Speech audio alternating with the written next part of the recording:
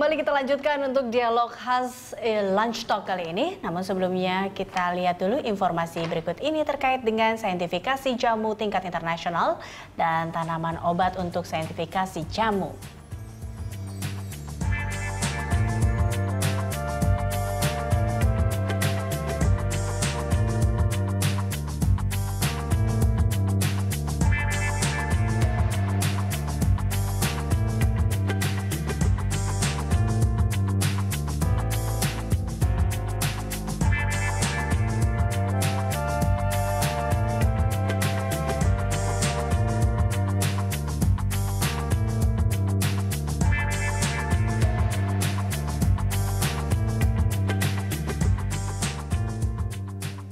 Ya, ini tadi kita sudah melihat ya, Wiki ya, beberapa untuk saintifikasi terkait dengan jamu ini. Oke, terkait dengan langkah yang kemudian dilakukan dalam waktu dekat ini, Prof, untuk menyosialisasikan saintifikasi ataupun mungkin penelitian yang sudah dilakukan terkait jamu ini apa saja, Prof? Sesuai dengan kita bicarakan, jawabannya ada dua kan begitu ya. Yang pertama saya mau bahas tadi yang barusan ada di VT itu kan diceritakan bagaimana peranan Indonesia dalam jamu di Asia dan ASEAN. Jadi saya ingin sampaikan bahwa ini bukan hanya persoalan Indonesia, tapi WHO sudah mengeluarkan strategi pengembangan tanaman herbal 2014-2023. Artinya sudah jadi program internasional. Tadi kan bolak-balik kita ngomong bagaimana nih overlap dengan kedokteran modern segala macam. Jadi WHO sudah membuat rencana strategis jamu, bukan jamu, herbal ini. Itu satu. Yang kedua, kalau di ASEAN dan Asia seperti tadi disampaikan itu mana tadi? Nah ini dia.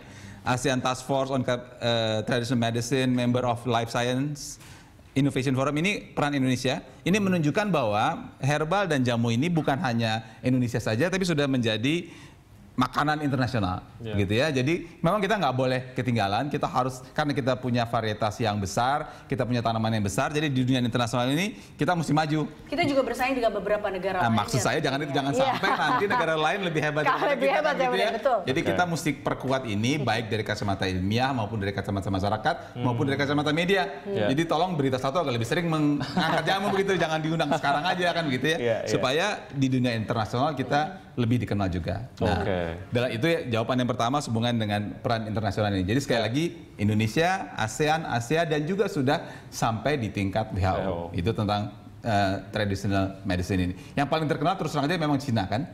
Jadi Cina, traditional medicine Cina ini orang kita juga banyak yang pergi ke Tiongkok untuk berobat. Jadi kita maunya ini jadi potensi, bukan hanya potensi wisata tapi juga potensi kesehatan begitu untuk orang luar datang ke Indonesia. Kan dia bisa package ya, berobat, lihat wisata tadi, tinggal di daerah yang segar, lihat budaya, itu bisa jadi satu package sebenarnya. Itu perlu kita jual. Nah, itu jawaban pertama. Jawaban yang kedua, kami dari Badan Penelitian dan Pengembangan Kesehatan kebetulan memang pada akhir tahun ini akan membuat parade penelitian untuk melaporkan kepada masyarakat apa saja yang sudah kami teliti tentang berbagai aspek kesehatan. Yang pertama tentu saja tentang jamu. Jadi apa yang kita bicarakan tadi, hasil-hasilnya secara ilmiah akan dipampangkan begitu pada tanggal 29 Desember di Kementerian Kesehatan. Tadi saintifikasi jamu apa saja yang sudah dilakukan, bagaimana, kan tadi saya bilang ini kasus kelola case control. Jadi kita akan ceritakan di case sekian persen yang sembuh, di kontrol sekian persen yang sembuh, bagaimana perbedaan secara statistik. Kemudian hasil analisa kita terhadap sekian ribu varietas jamu yang ada, varietas tanaman yang ada, isinya apa saja itu akan ditampilkan. Itu tentang jamu. Tapi selain jamu ada beberapa hal lain yang juga disampaikan pada parade penelitian ini. Misalnya saja tentang survei diet total. Ini survei diet, kita ini belum punya survei nasional tentang apa yang dimakan sehari-hari oleh masyarakat Indonesia. Jadi kami mendatangi semua provinsi, 2080 blok sensus, 52.000 rumah tangga, 162.000 orang. Kami datangi untuk kami tanyakan. Tahun 2014 itu dilakukan ya? 2014. Kami tanyakan apa makanan mereka dalam satu hari terakhir. Kemudian dicek, misalnya dia bilang saya makan ini dihitung. Kamu makan bikin apa dari lengkuas sekian gram, besoknya dimasak oleh petugas kita. Kita lihat nilai gizinya seperti apa, kita lihat cemarannya juga seperti apa, sehingga kita tahu pola makanan Indonesia seperti apa. Kesimpulannya seperti apa, Prof?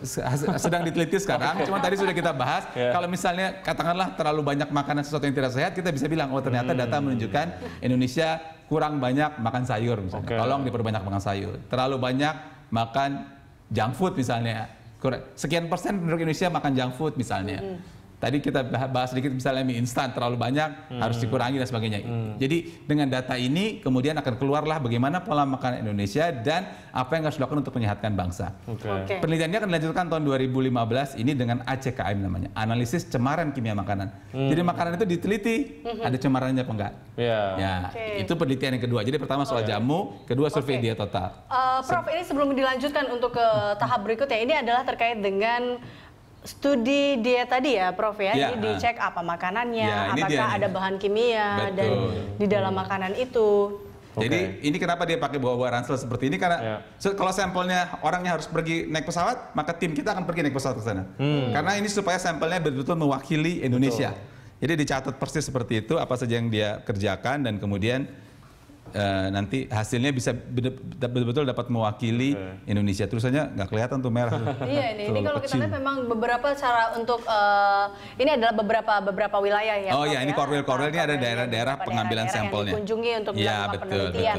Dan ini hampir, jadi setiap peneliti datang ini melakukan penelitian terhadap satu keluarga di rumah itu atau seperti apa? Atau hanya beberapa anak-anak saja? Enggak. Jadi di sampelnya di desa itu ada sampel 5 rumah tangga itu didatangi. Tapi sekali kalau sampel itu harus didatangi naik perahu 3 hari dia datangi. Karena itu sesuai dengan kaidah penelitian memang sampelnya adanya di situ mesti didatangi. Itu ada 25 variabel yang dinilai dengan penelitian ini sehingga kita bisa dapat data diet yang lengkap untuk Indonesia. Dan ini bisa menjadi acuan untuk kemudian pemerintah melakukan ataupun merealisasikan program-program kesehatan untuk masyarakat khususnya Indonesia. Khususnya buat gizi ya.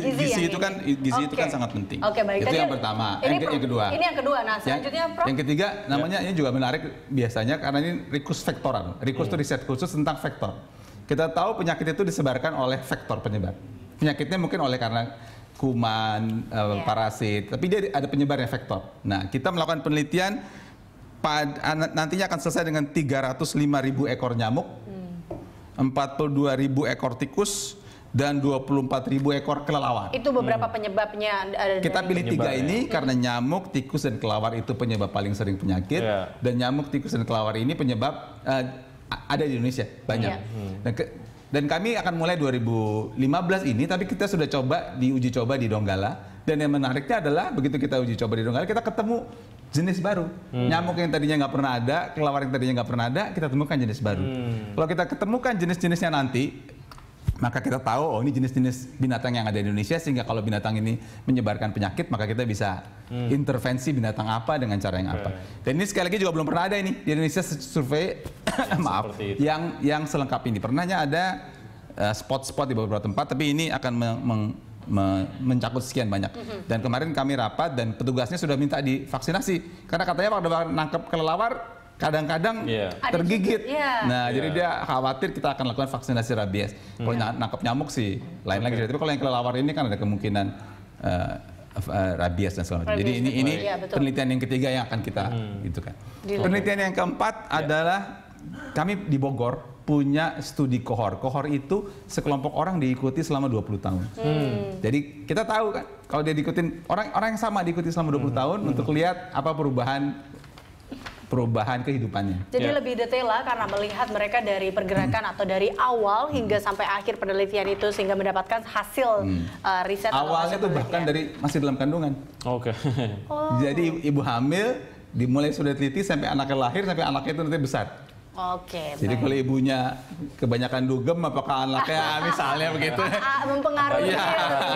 Bukan dugem tentu saja, gizi ibunya dan segala macam gitu ya. Nah itu kami lakukan di Bogor, ada 5.000-an yang ibu hamil itu, dan ada juga sekelompok lagi bukan ibu hamil anak, tapi untuk penyakit tidak menular.